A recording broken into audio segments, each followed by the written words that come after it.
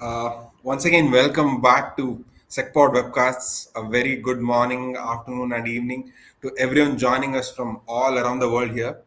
Welcome to SecPod webcasts, and I'm your host for today, Shiva. More importantly, I kind of want to jump into the topic itself here and cloud security best practices, straight up direct. We kind of want to give you the hard coded direct insights on how we can secure your cloud security, how we can secure a cloud infrastructure. But before we begin, I also want to give you a quick reminder that you will be getting this webinar as an on demand webinar, like all of our other SecPod webcasts, on your email as well. And you can always visit Bright Talk platform and come to our channel and check out all the other amazing content that we create. I think it's a good time to start now. A quick introduction into some of the amazing subject matter experts I have here today. So, joining me are three wonderful speakers, our very own experts within our SecPod organization itself. So, first up, Preeti, of course, the CTO and director and the head of uh, technology here at SecPod. Uh, and joining me is Mehul as well, Director of Engineering for Cloud Security as well. And Viru sir, our very own Virendra Gigi, Director and Director for InfoSec and Security Research as well.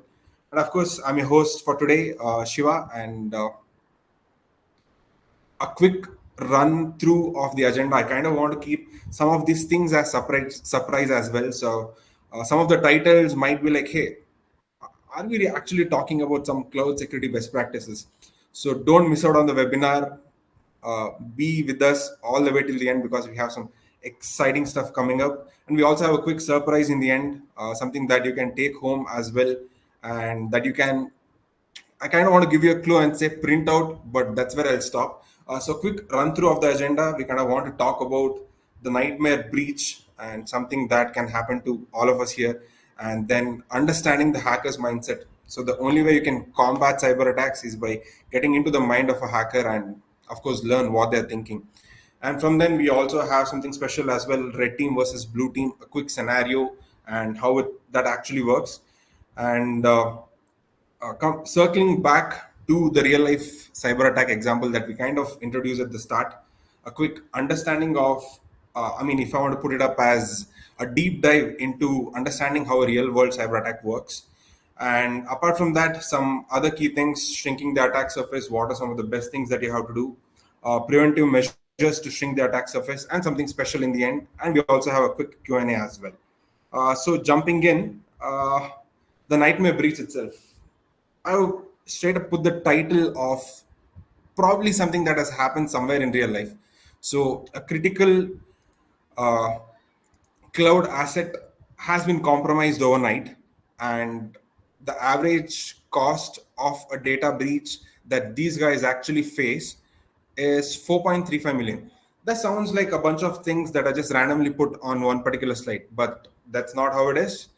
This is something that can happen to anyone out there. This is something that can happen to you as well. This is something that is one of those scenarios that happens in the nightmares of IT and security professionals. What if some of my critical cloud assets that I'm using it for my dev operations, what if it gets hacked? What if it's a real compromise that actually happens?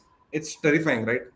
It's not fictional. This happens every day. This must have probably happened to someone today, and it could be either one of us tomorrow as well.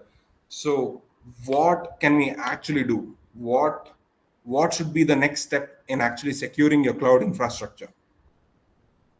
So that's where the hacker's mindset also brings in. Yeah, so think like them to beat them, isn't it? So now that we know the impact of attacks that Shivatmaja has discussed, let's start reframing how we look at attacks. So let me begin with the fundamental truth. Too often, we think of cyber attacks as some sudden event that has happened in the organization. But in reality, they are deliberate. They are multi step operations that are carried out by skilled hackers who exactly know what they're looking for. So, to defend effectively, we must adopt their mindset. We must understand their motivations, their methods, and their maths.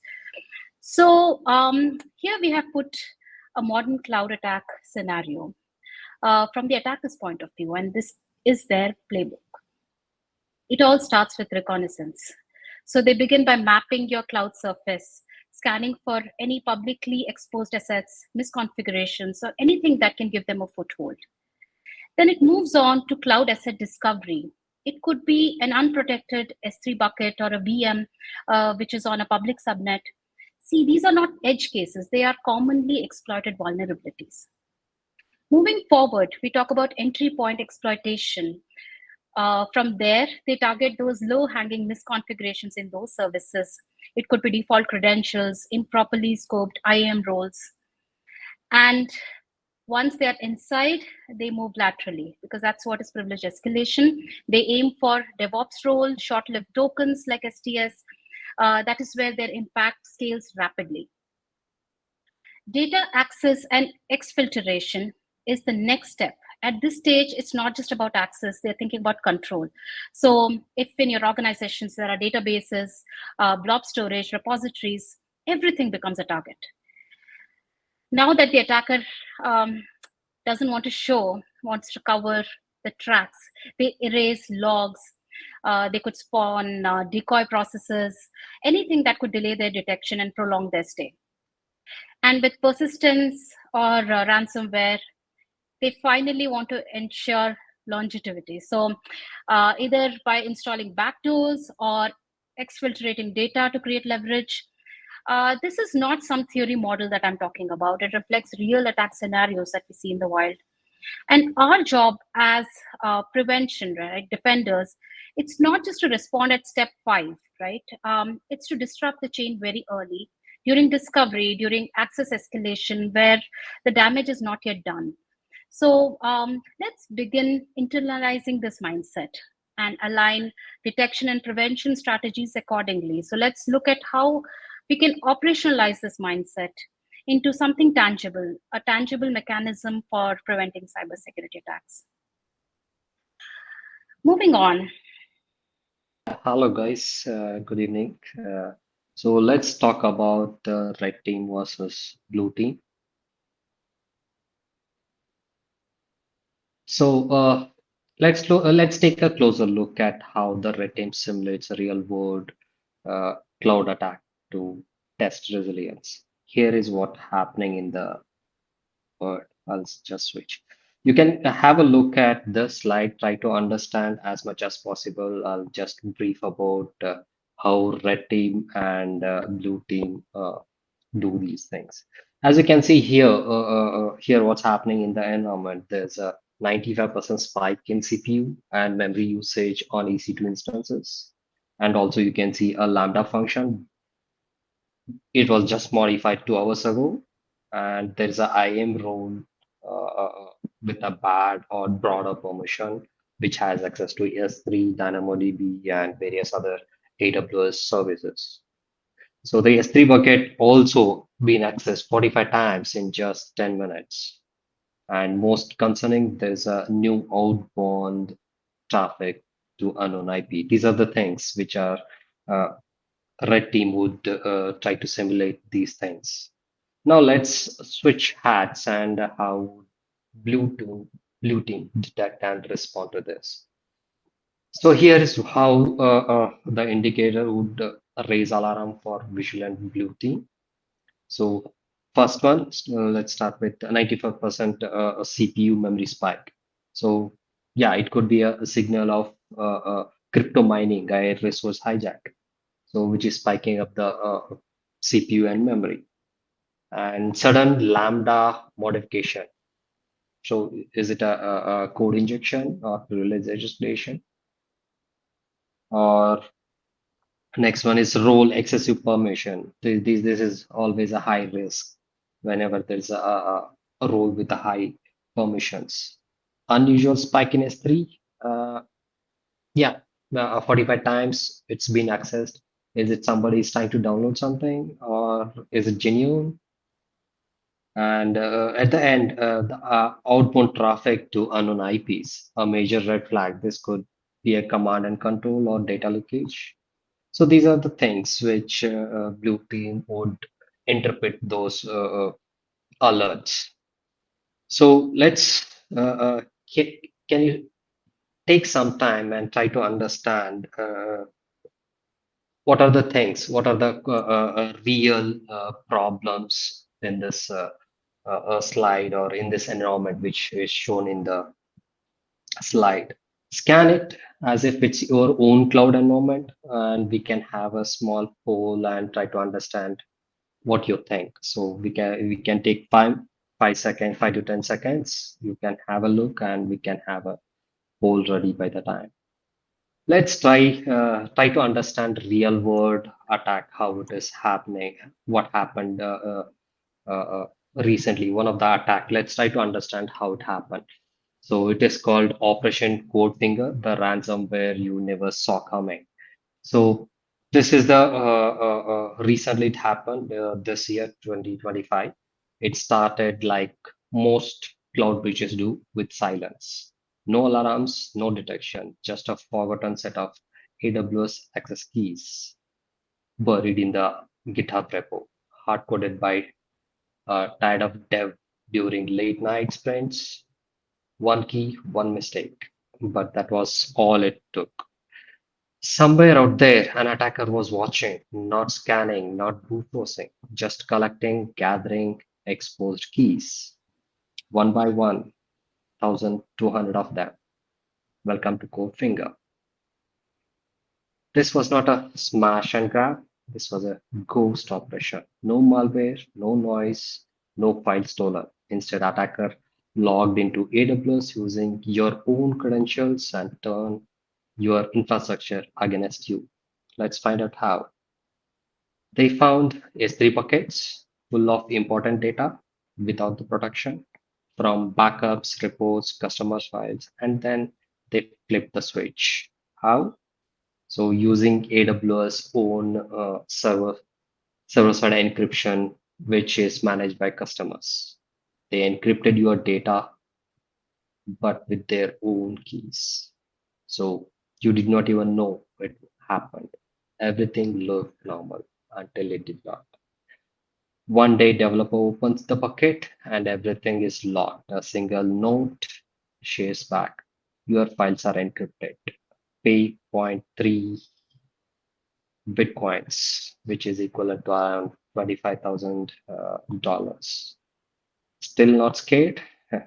So the clock's ticking because attacker went further. They set auto delete lifecycle policies. You got since just 7 days. After that, those files permanently erased. No backups, no versioning, just silence again. So this is how attackers try to use AWS infrastructure features on your in the attacks. So let's try to understand how we can prevent this or what happened. Let's try to understand it. Now that we have seen the how the Goatwind attack unfolded, let's focus on what really matters. How do we stop this from happening again? Here are the critical lessons that we learned during cloud security should take away. Why did not anyone catch it? Because attacker did not use malware. They did not. So if they used, some IDS IPS might have caught it, right? So they did not exploit any zero-day vulnerabilities. They just used legitimate AWS services such as encryption, lifecycle policies, standard API calls in a malicious way. No brute force attempts, no command and control traffic, just stealth, automation, and misconfiguration, all wrapped in one campaign. Victim had no idea anything was wrong until they were looked out of their own data. It took external researchers, not internal teams, to spot the pattern across multiple cloud accounts. By the time they did, it was already too late. So let's see what could have stopped it. This was not a technical failure, it was a hygiene failure, a case study in how credential leak and configuration blindness can compromise even the most hardened looking environments. So the real question is, Would your team catch this attack, or would you only realize it after the ransom note appears? Think about it. Key prevention steps. Let's try to understand few of them as shown in the slides. Stop hard coding AWS keys, full stop. Use IAM roles with the temporary credentials. Enforce MFA multi-factor authentication on all sensitive actions. Permanent keys are gift to attackers. Take them off the table. Second, regular key rotation. Even with a secure credential, they need to be rotated regularly. Automatic is the best way. Rotation could be 30 days to 90 days. One more thing, stale credentials are often forgotten and left unmonitored, making them easy exploit if exposed. So next one is proactive scanning. You can't defend what you can't see. Regularly scan your code repositories, S3 buckets, even chat tools like Slack for exposed secrets. Sometimes people share these secrets via Slack channels or Teams channel, MS Teams channels.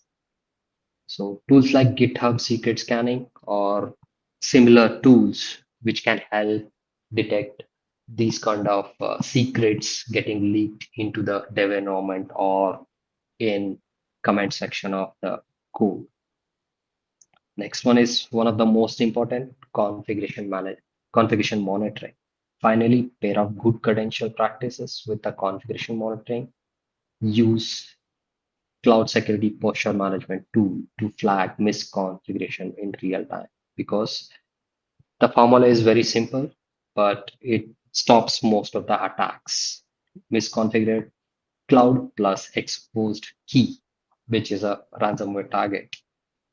So the code finger attack did not require a malware. It just needed your trust in the cloud to be misplaced and your own encryption to become your enemy.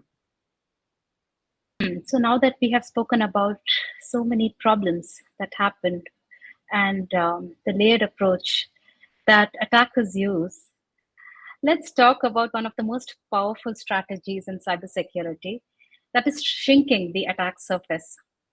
See, the idea is very simple. Less is more. So the fewer assets you expose, the fewer opportunities an attacker has to get in. So it could be you have a lot of services that you have subscribed for on the cloud platform. So you can disable all those unused services. Do we have visibility to those? We can auto discover internet exposed assets. We can see what is facing the public, and do we need them to be exposed? We can tighten our IAM roles. We can relook at the users, policies, groups. Are they having policies attached to them which are excessively permissive? Then we can look at SSRF protection, the server-side request forgery prevention. It's just not limited to HTTP. So if you are giving away a file as well. So a targeted application will receive the request, must generate some sort of a random token, an alphanumeric 20-character token that can be expected to be passed every time you are being called. You can have cloud activity monitoring. You can observe the activity logs and see if there are any anomalies that you can observe and how your cloud infrastructure is put to use.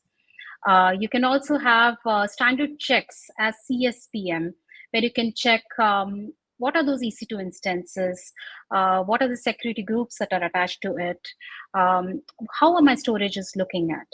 So these are some of the ways of shrinking your attack surface.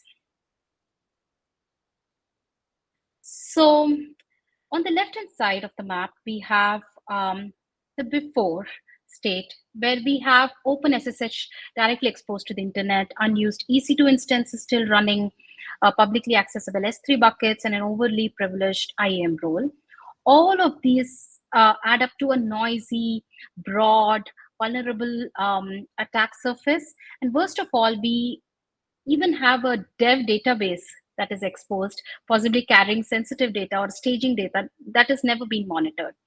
So now we look at the after state, where we have added a bastion host to control SSH access. We have locked down our S3 buckets to private, removed any unused services, or most importantly, you have implemented least privilege in your IAM. So our EC2 instances are monitored, our internet-facing services are reduced to what is absolutely necessary, and we have added auto-discovery to continue this process to detect anything that is getting exposed. And this transformation isn't just about tools, right? It's a mindset. Only expose what you must, monitor what you expose, and retire what you don't need anymore. Remember, it all starts from reconnaissance, right? Moving on. This is one of the maps that we have put here because in today's world, the cloud first world that we call, the best cybersecurity is to be proactive. Everybody agrees to it. So at our organization, we believe that we should stop what has not happened yet. And this timeline shows how we can leverage AI to predict and prevent cyber attacks. So let's talk from the left-hand side. So we have one day before the attack. It begins with behavioral profiling. Our AI starts establishing to see what is the normal look like. Every user, every resource, workload in the cloud, what is that normal? And then it creates a dynamic baseline that adapts to the real activity. So we are learning about normal users, services, workload behaviors. We are creating some sort of an adaptive baseline. And the AI techniques that can be used here could be unsupervised learning, for example, clustering, and we can have time series analysis. So basically, our AI systems are capable of thinking, what does normal look like for this S3 bucket, an IAM user, or a Kubernetes pod? So 12 hours before, we are detecting slight deviations. Maybe a user suddenly downloads an unusual high number of files. While we are not breached yet, our AI scores this anomaly based on the context and intent. So we identify deviations, we assign risk scores, possibly to have severity or context-based risk score in this place. We could use isolation forests in this example, autoencoders, statistical outlier detection. So our AI system is capable of thinking, why is this user accessing hundreds of files at 2 a.m. in the morning? Moving forward, we are looking at 6 hours before, right? So our systems that ingest global threat intel and feed and try to match patterns with the known threat actor behavior. We are trying to see any deviations that resemble a tactic from a known APT, or it raises the risks level accordingly. So here we are trying to use graph neural networks, a knowledge graph reasoning, entity enrichment models, etc. So basically, our AI system is trying to see it as, if this IP matches this known C2 server from a recent Azure attack campaign, then it is a problem. 3 hours before things escalate. So suppose there is a privilege escalation attempt, this is flagged immediately as high risk. So AI models are trained on historic attack sequences, recognize their significance. They detect any privilege escalation, lateral movement, any credential misuse. And we can use supervised learning here on IAM roles. We can have pathfinding algorithms. We can reinforce learning for access policy adjustments, etc. So at this point, the intelligence is this user who has accessed an unfamiliar AWS region with privileged access should be block or restrict. Now we are 1 hour, right? Now we focus the next move that possibly can happen. So for instance, a lateral movement can happen. So AI simulates his attack path, auto adjust controls before the attacker acts. So at this point, we can use some sort of predictive modeling, Markov chains, attack path simulation, etc. So next likely move, a lateral access to a container service, preempt this using a network policy block probably. So moving on, the 0th hour, right? Attempted breach has happened, and finally we are looking at 0 hour when the system attacks, when the system acts, right? So a policy is triggered to block the attack path, revoking access, probably isolating a workload, or terminating a session. So the breach is averted here. So we can use policy-based decision trees, reinforcement learning here. So AI agent quarantines any VM which is based on these, breach forecast. But what we're trying to say here is this is prevention in action using AI, not just alerts, but intelligent intervention at the right point in time. We can limit the exposure, shrink the gap, and we can predict and protect. Now comes one of the most important thing, like shift left. So prevention as we code. This is one of the things that constantly people talk about nowadays.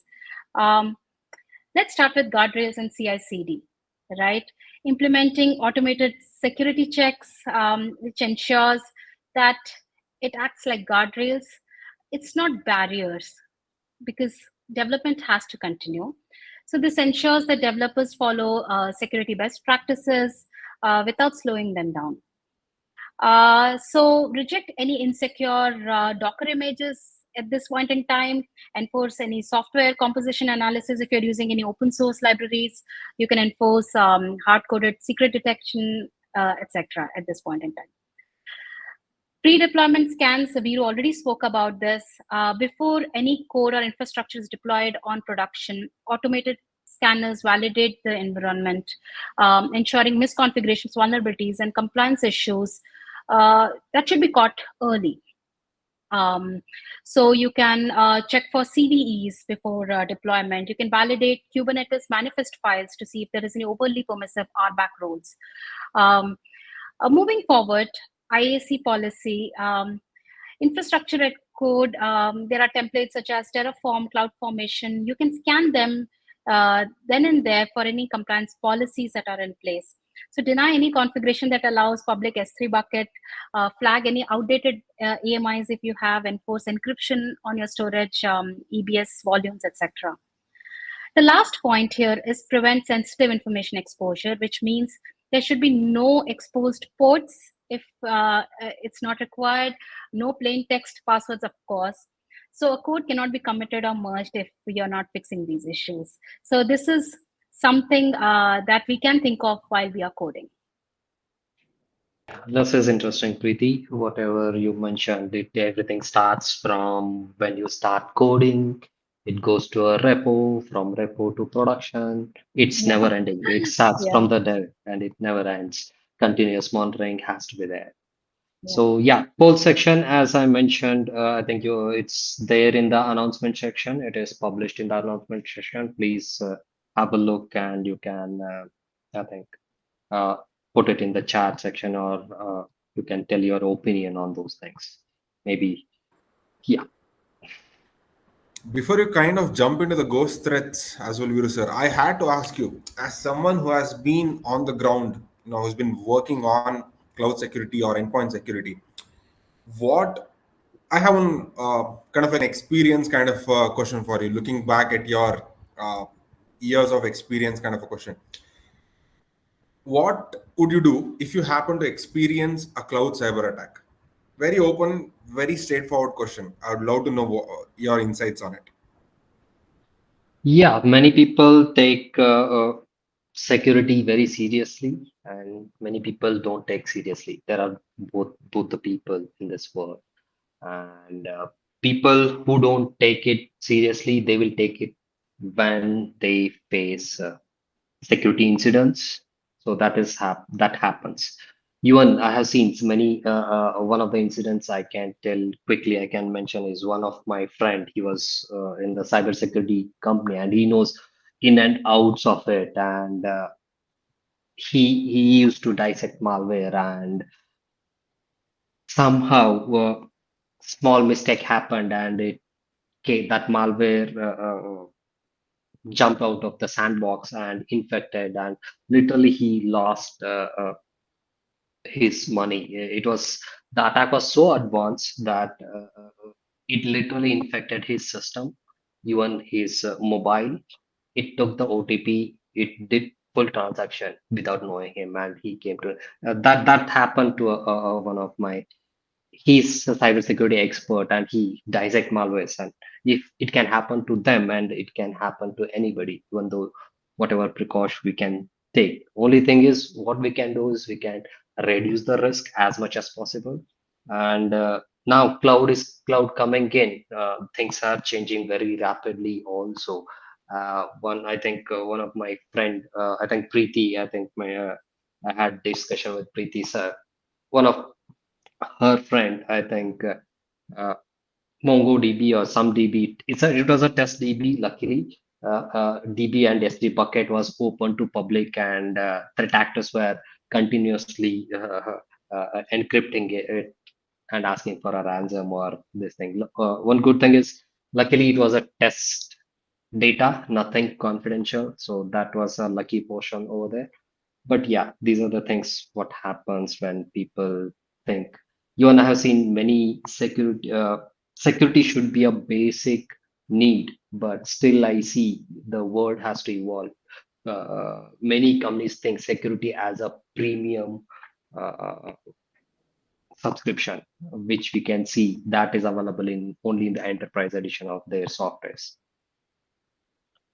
Yeah, coming back to ghost threats, it looks very intriguing. It's a tricky category of cloud security threats. So one that's really hard to see. We call these ghost threats because they don't leave clear signs behind. They don't leave any traces behind. No red flags, no alerts, just silence until it's too late. So let's try to identify how we can detect or how we can go about it. First, let's talk about serverless applications like AWS Lambda or Azure Functions, right? So these are small programs that run in the cloud only when needed, and they are fast, efficient, but also very hard to monitor. When attacker uses these serverless, they can run malicious code and disappear before you even notice. It's like a thief picking a lock, grabbing what they want, and vanishing before camera turns on, right? It's scary. That's why it's important to turn on detail logging, watch for anything strange happening, identify anomalies, posture anomalies in the environment, what's happening, and keep a watch. Next one is forgotten IAM identities. As I am in this field for quite some time, and I can see IAM is one of the very critical basic protection, and if you did properly, it can literally block 8, 70, 80% of the attacks. Only thing is you need to manage it properly. So what all things it is identity and access management, right? Now there are many things into it. So we have forgotten access keys or user accounts, right? Things are which we used once, but now just sit there quietly in your cloud. So if we don't track these things, those things will be lost. Attacker love these. If they find an old user or a forgotten key with the access, it's like a finding a hidden spare key under your doormat, right? You all guys, you might have kept uh, keys maybe during, not now, maybe now advanced lock systems are there which can open with your fingerprint tap, etc. But if you go back 15 years back, I think you might have kept all your keys under doormat or under some pot, etc. Right? Okay. So what we need to do is we need to do regular check, clean up old and unused attacks and credentials, so they don't become a secret doors for the attackers. So always whenever somebody is not with the company, so always delete the users. Whenever there is a key, rotate the keys, which we discussed earlier as well, and also keep track of those keys. Nowadays, I think that is one of the major what I can see is attackers love these API keys because it is just a key and they can do many advanced attacks with the help of that. So next is deception technique, which honeypots, honey tokens. This will help especially with respect to how we can detect if that is also critical, right? If what if your cloud environment is broken or somebody uh, lost their not lost. Somebody stole the API key or some API key compromised or account is compromised and attacker is using those keys. So how do you identify it? Everything looks normal because there is no brute force attack. There is only just proper authenticated keys are being used to access various functions across the cloud, right? So how do we detect? So for these things, many people, some companies plot honeypots or honey tokens at various places. And so that is one way to detect these. This is a deception technique which can help us to identify, okay, threat actor, somehow threat actor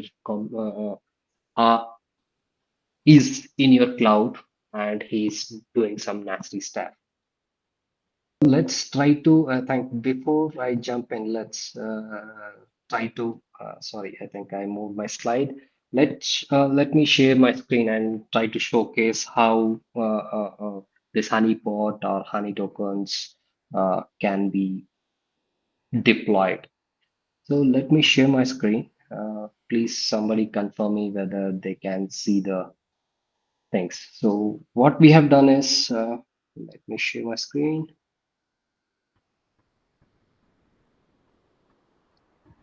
So we have created a demo account. Can you guys see the screen? Yes, it's taking a while for me. Yeah. Yes, Yes. we can Okay, see it. okay.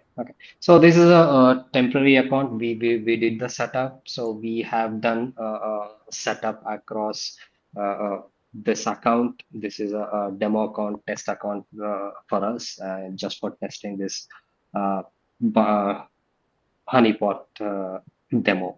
So what we have done is we have created a various just we created the S3 buckets, which we can see as you can see prod billing reports archive and logs, etc. So normally whenever there is a breach account breach and nobody knows if the attacker is using especially using stolen credentials or API keys. So normally they try to find a gold in the vast data, right? So they will go everywhere, all the places, and they try to check.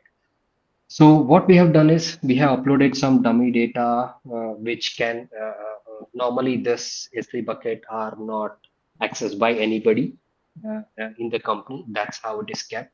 But but if attacker sees these things and it is very lucrative to them to okay to find out what it is, right? Because they don't know it's a honeypot. So let's try to understand how it can be done. This is a S3 buckets, and what we have done is the way we it works is there is a S3 bucket and there is files inside this. If some in the company nobody will access it, but if attacker is there, he try to access it. Once he access it, access those files inside the S3 bucket, we have created a trigger which can trigger to the CloudTrail. From CloudTrail, we have configured in such a way that it can trigger a CloudWatch alarm, which is here. And from CloudWatch alarm, it will send out an email to the uh, security team, right? So this is how we configured here. So these are the things which we have configured. Let's try to access some of the things and see how it is triggering the, as you can see, there is no, this is this thing. There is alarm, which is saying insufficient. Let's try this. So you can see people, yeah, there is something confidential. So threat actor normally try to see this. What is this?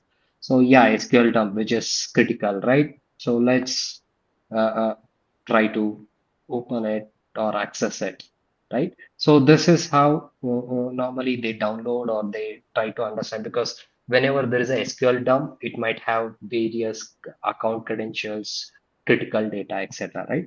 So once he access, it gets triggered in the cloud trail. From the cloud trail, it gets triggered as an alarm. Let's sometime it will take time. Let's see whether it trigger or sometime it takes some time. Yeah, I think sometime it takes time because it has to trigger that alarm. Uh, once it is triggered, what will happen is this SNS, it will come to bucket and it will send an email. Let's see how it is. As you can see here, we got an email saying that it is accessed, right? So this is a notification where we can see that somebody accessed the log. So this is how we can set up a honeypot, and we can, yeah, uh, we can help you. Maybe at the end, if possible, we can try to share the script which can help with that. So yeah, I'll stop sharing now. So we'll come back to, I think, where we start. So these are the ghost threats. That is what how we detect, and that these are the things which will help us with various things.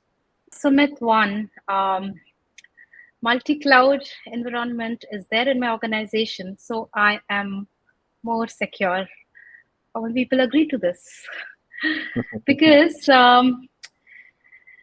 more cloud platforms don't automatically translate into more protection. Instead, they often bring greater complexities. So each provider comes with a different tool, a different configuration, different ways of creating policies, making it harder to maintain consistent visibility and control. So there could be common pitfalls like you have misaligned security policies, fragmented monitoring, and also you have expanded your attack surface, isn't it? Because you have two clouds now or three.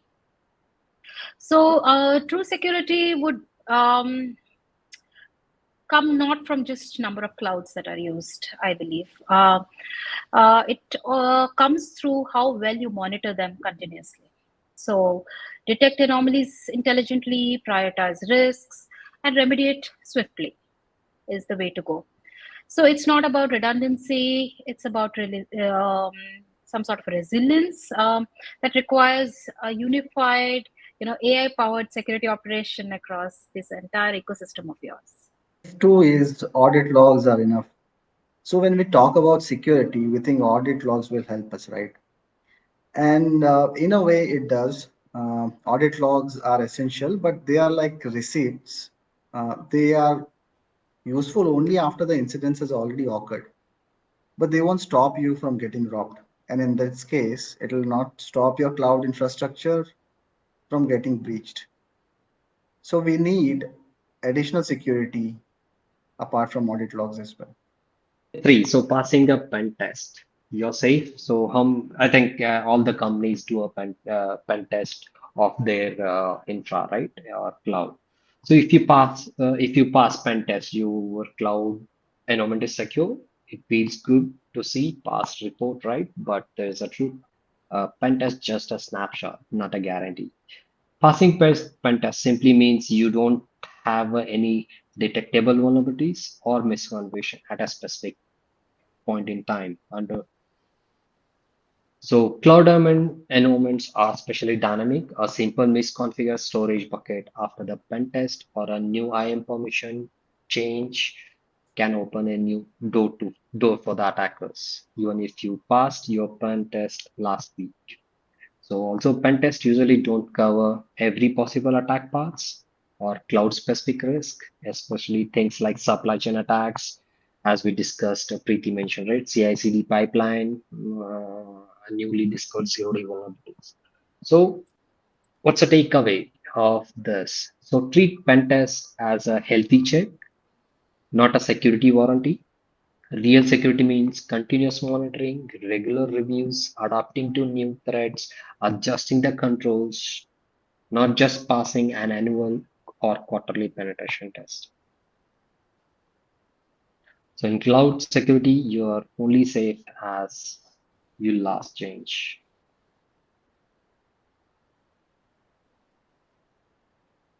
Before we kind of jump into the next section, of course, the prevention first checklist, I kind of want to circle back and ask you guys about a few myths that I found online as well. So, not much, just like the two that we have here, I also have two equations with me as well. But while I ask that, I also want to ask our audience, what do you think are some of the biggest myths that you think that we missed out on, and something that you believe shouldn't be as a myth? It's more of a reality that we should be concerned about. So the two myths, the two equations that I had, the first one here is more tools equal to more security, or is it not? So I kind of want to ask Preeti this one. What do you think about that? We have encountered these scenarios, and when we also bring in tools, right? But if they are siloed, it's so difficult, right, to understand that, okay, these are my resources. Now, what is the problem? Then we have problems. So, what is the solution? So, if you have multiple tools, it often becomes very, very difficult to feed one information to another.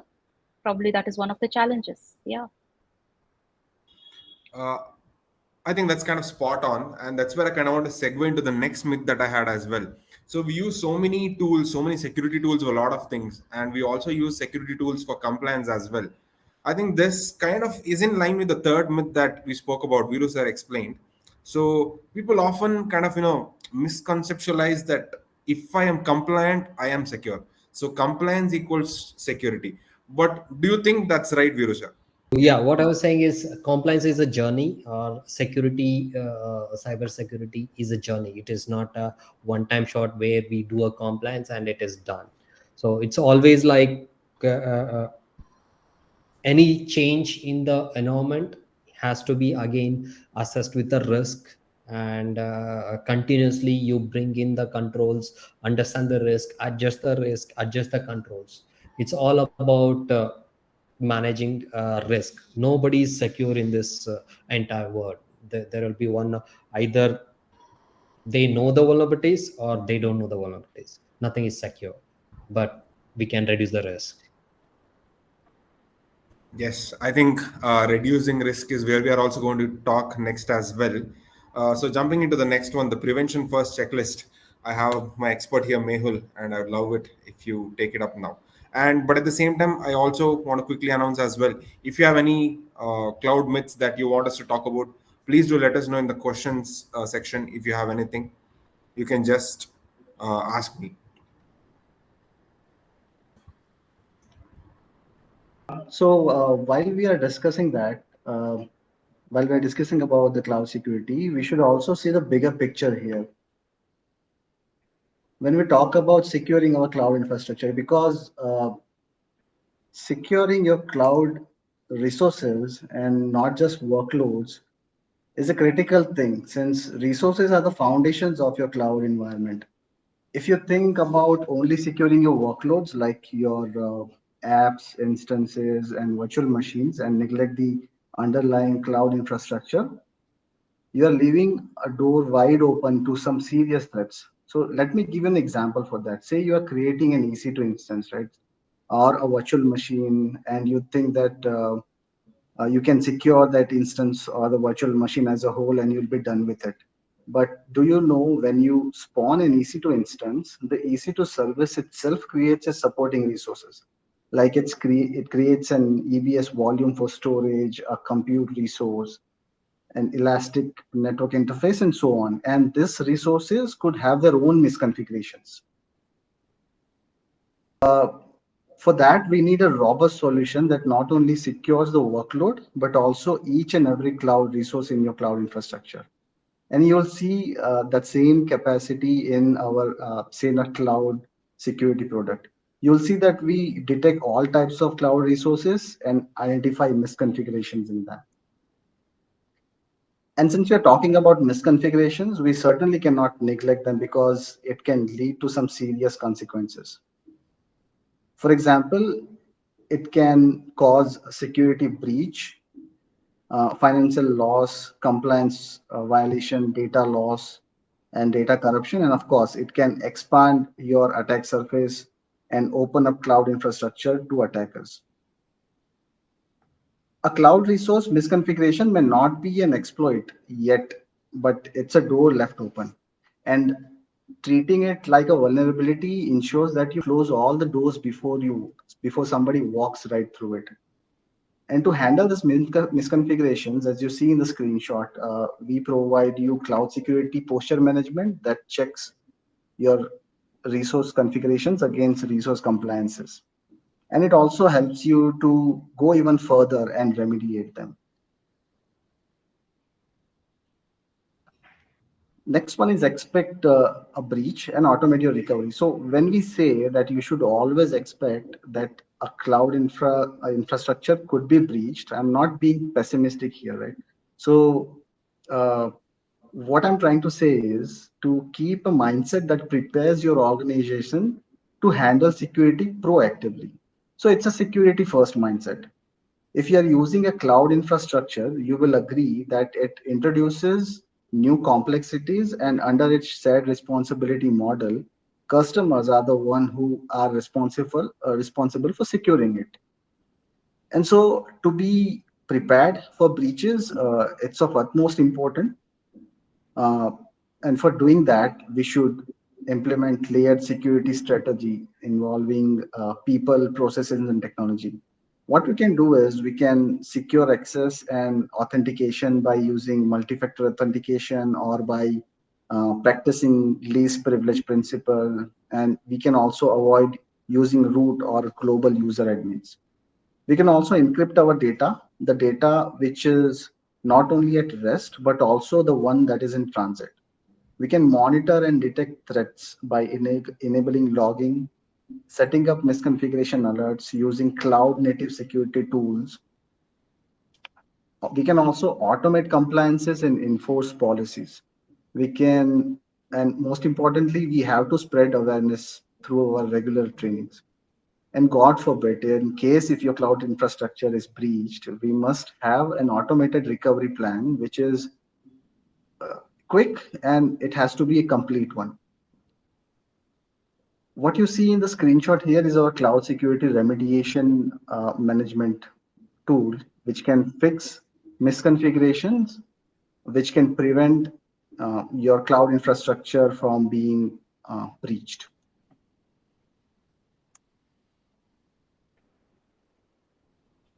So far we've been talking about what prevention measures to take and how to fix issues in your cloud infrastructure.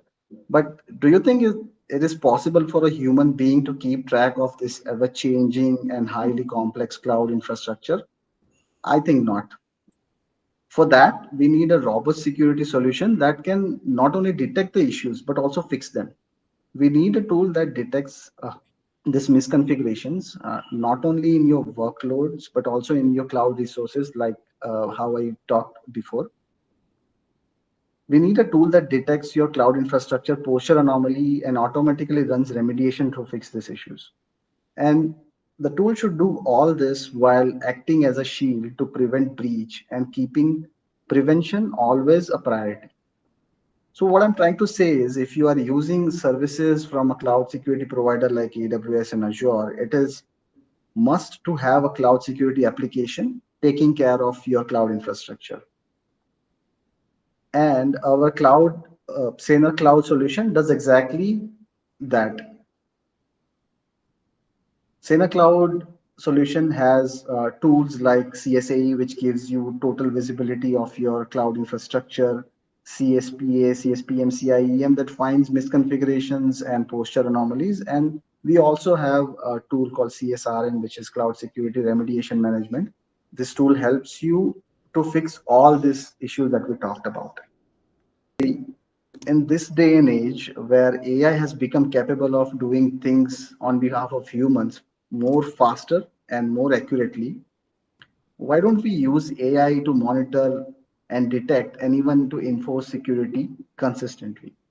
Because machine does not forget, they don't get tired, and machine definitely does not ignore any policies. While on the other hand, you should always verify your human, because people are the ones who actually make mistakes. They bypass control and sometimes they even fall for phishing attacks. We can say that they are the most unpredictable part of your cloud environment. And so it is very important to monitor your users, groups, roles, policies, applications, etc. And we have just the tool for you, which is called Cloud Infrastructure Entitled Management, which shows you excessive or inactive users. It shows you empty groups, excessive or unused roles and policies, and you can also mitigate all these issues using your cloud security remediation management tool. So trust me when I say this, you should always trust your AI and verify your humans with our cloud security solution.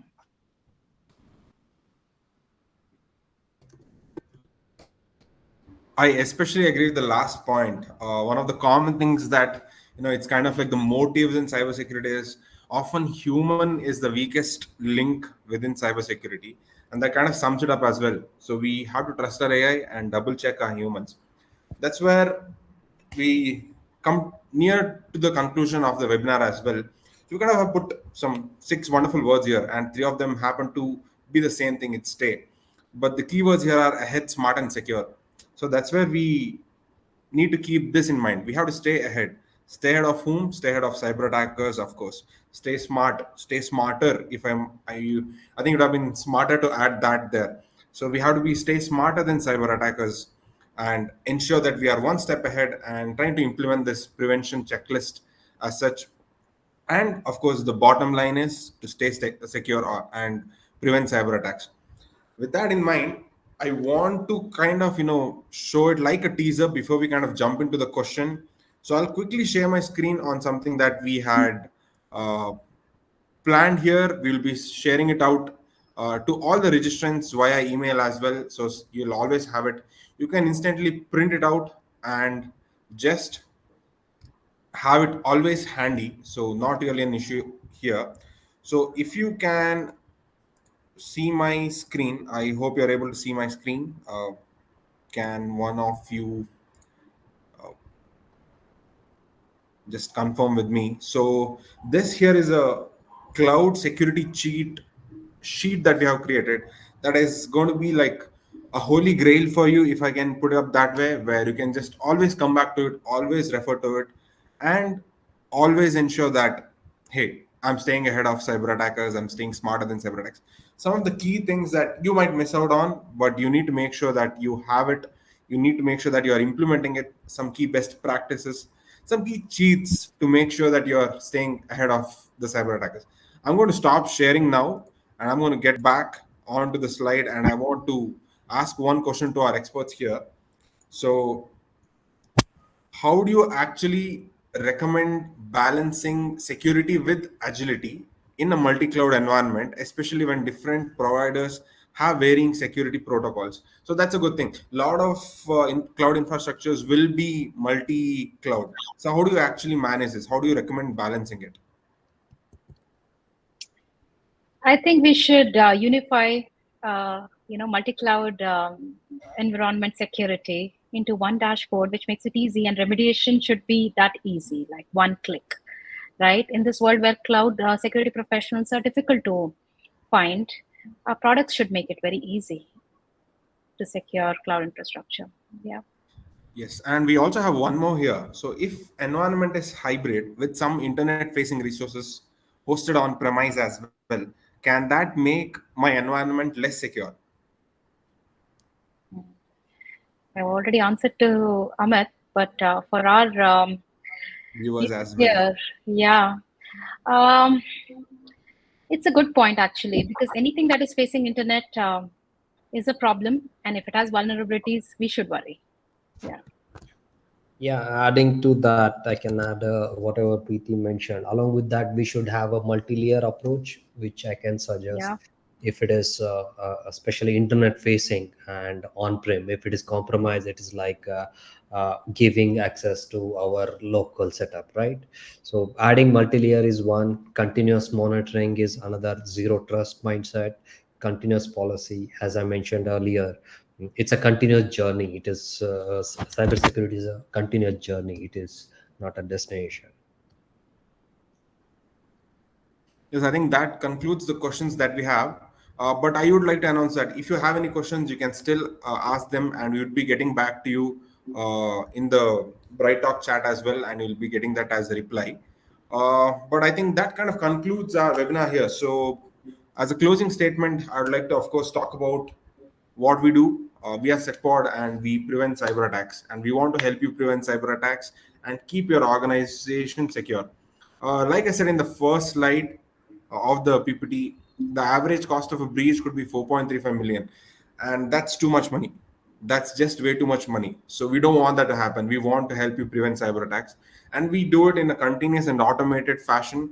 So we'd love it if you come by to secpod.com and try out our product, try out our Sena platform.